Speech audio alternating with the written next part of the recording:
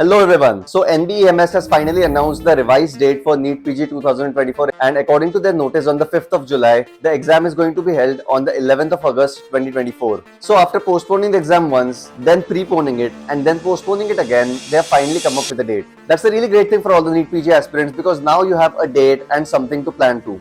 Now, along with this, they have also announced that the exam is going to be held in 2 shifts. Now, this might mean one of 2 things. What I think it means is that the exam is going to be held in a morning shift and in an afternoon shift, or in a morning shift and an evening shift. In addition, they've also mentioned that the cutoff date for the eligibility to appear continues to be 15th of August 2024. Now, that is all the details that they have provided on the website. We'll have to wait for their further notices in order to understand and get a better clarity on this. Along with that, we already know that they have also made another change to the exam pattern, that is sets. So it is going to be in sets of 40 questions each.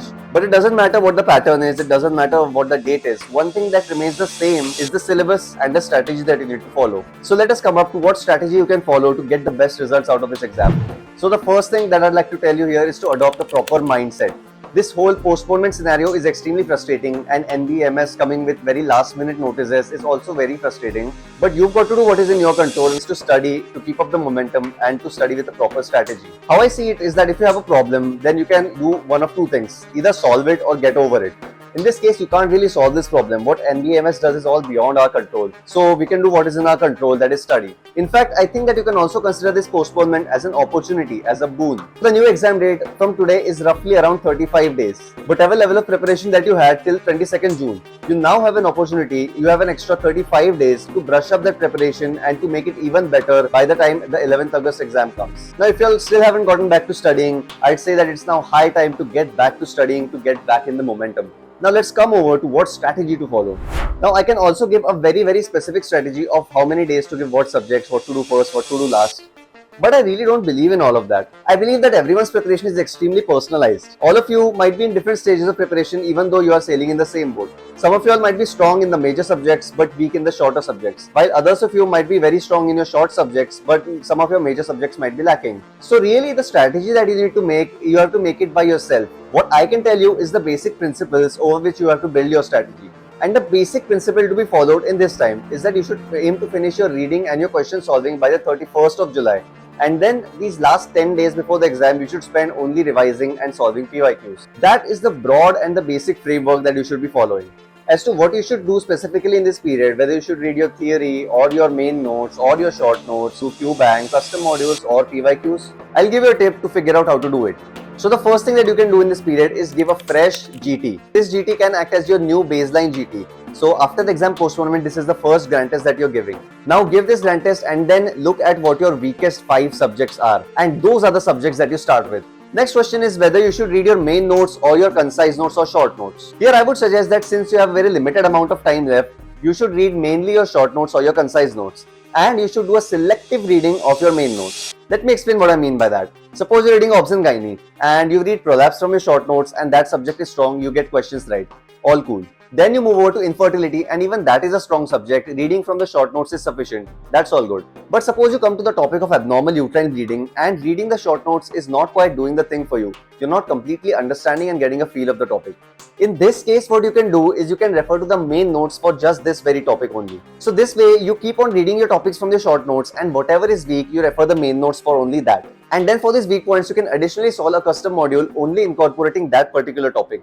Or you can do a Qbank of only that particular topic again so that you can brush it up and make it strong. So you can follow this basic framework to finish all of your subjects revision by the 31st of July.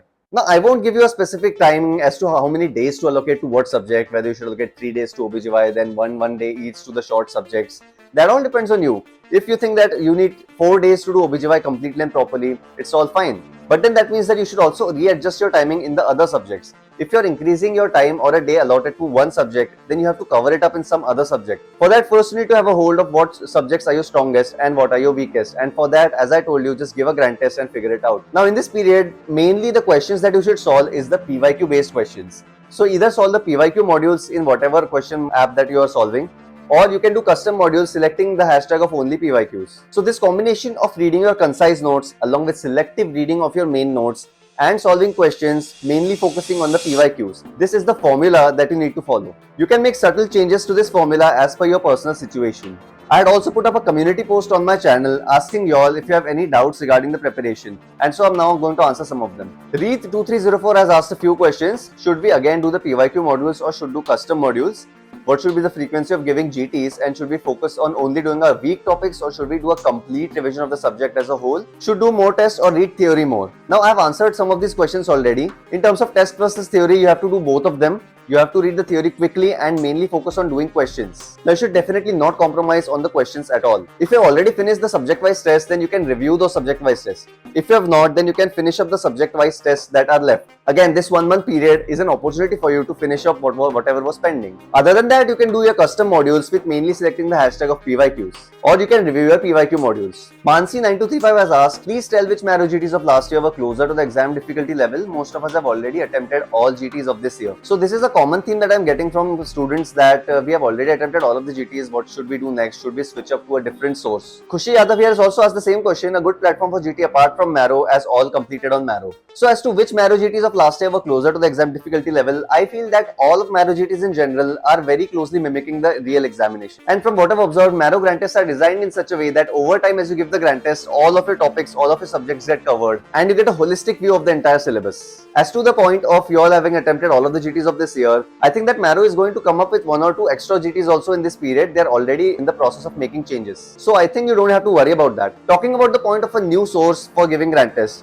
Now this I feel is extremely controversial because I had gotten a DM from a student who told me that they were solving Marrow GTs and scoring very well in it. But then they suddenly gave a GT from some other source and they scored very poorly in it, and their whole self-esteem and morale was completely destroyed. So it's actually a double-edged sword. If you think that you're too sensitive, if you think you cannot handle if you score less in a GT from another source, then it's much better to not give any GT from other source. Just keep reviewing the GT from the source that you're giving. But if you feel that you are able to handle that pressure or that disappointment of having scored less in some other GT, and if you will be ready to look at it as a point of improvement, then by all means you can go ahead and give a GT from another source. As to what source to give a GT from, I can give a suggestion from my own experience that you can give DAM CBT. DAM CBT is on a different difficulty level though, so you should keep it in mind. You would generally end up scoring lesser in CBT than compared to say Marrow GTs. That is in my own personal experience. But in this case, you should remember that you should focus more on the percentile and not the absolute score. Because if it is difficult for everyone, then everyone is on the same level ground. In this case, your percentile will not be affected much. But if your percentile in that certain test has been affected by a lot, it has reduced and dropped by a lot,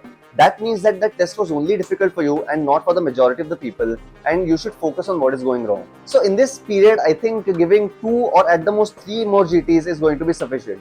You should not spend too much time giving GTs because it is a long process. You sit for 3.5 hours giving the GT and then you also have to review the GT. It all takes a lot of time. So you have to weigh the benefit and the risk. Now, other than that, you should also make a resource ready for the last 10 days of revision. And in these days till 31st July, you've got an opportunity to add up to that resource. So whatever revision you do in this period, the tests you solve, the questions you do, if you still find any weak point or any new point, which is also important, then add it to your 20th notebook or to a concise resource. And then in the last 10 days, you should only focus on revising that concise resource. At all costs, you have to avoid the FOMO in the last 10 days. You only have to revise your short notes and the extremely high yielding points. Further specifying it, in the last 3 days, you have to focus on the most volatile topics. As to what these volatile topics are, I have already mentioned some of them in my previous videos. So in summary, the new exam date is 11th of August 2024. You have roughly 30 days to prepare for the exam. Your aim should be to finish your read and revision and questions by 31st of July, and then to focus only on your 20th notebook and your high yielding topics in the last 10 days, along with PYQs. So that is the basic formula of how you prepare.